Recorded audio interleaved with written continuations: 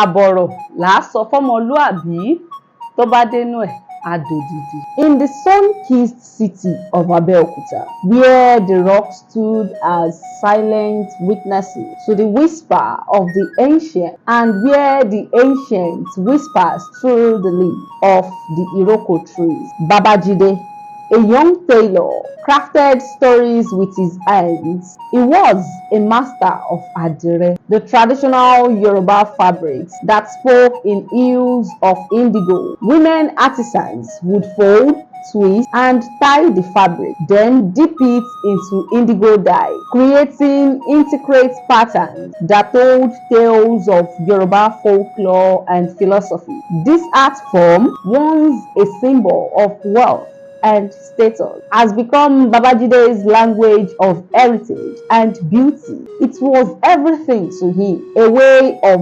expressing his deepest desire of clothes, placed on the delicate tapestry of flesh and blood. One day, as Babajide was lost in the reading of weaving a pattern known as Olokun's Wave, his grandmother, Mama Wura, visited his shop. She watched him work, her eyes reflecting the pride of generations. Babajide, she said, her voice as soft as the fabrics in his hand. Àbọ̀rọ̀ làá sọ fọ́mọlúàbí, tó bá dénú ẹ̀ á dòdìdì.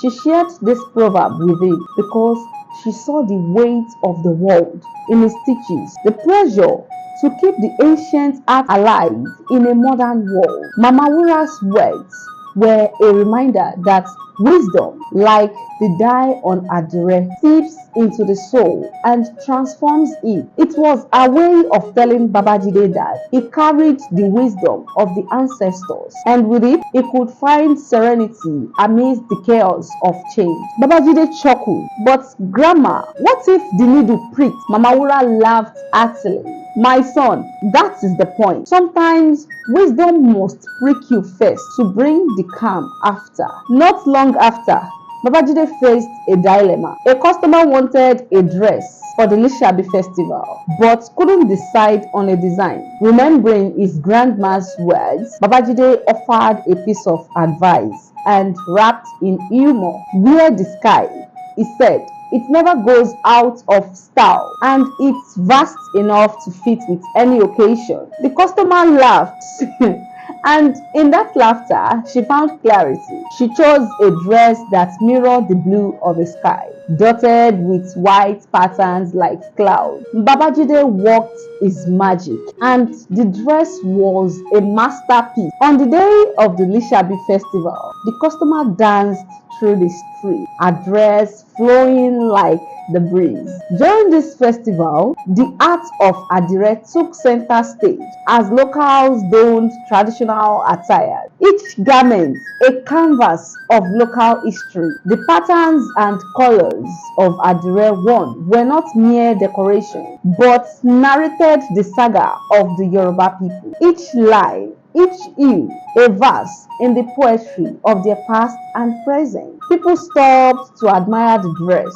that carried the calm of the sky itself. Babajide's advice, though delivered with a laugh, had woven a piece of tranquility into the fabric of the festival. And so, in the art of Abeokuta, Babajide's shop became more than a place for clothes. It became a heaven where advice, humor, and art intertwined, creating a tapestry of peace and joy for all who enter. In this revised narrative, Mama Wura's visit served as a pivotal moment of instruction for Babajide. A proverb, "Àbọ̀rọ̀ làá sọ fọ́mọlúàbí, tó bá dénú ẹ̀ á dòdìdì," is not just a passing remark, but a corrective tool, steering him back to the wisdom of his ancestors. It's a lesson that even a master like Babajide can benefit from the guidance of those who walked before him. The story now underscores the pain that can come from ignoring such wisdom, a prick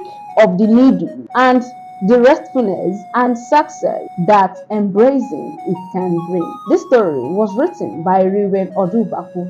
I am Omowumi Jimo. Bye.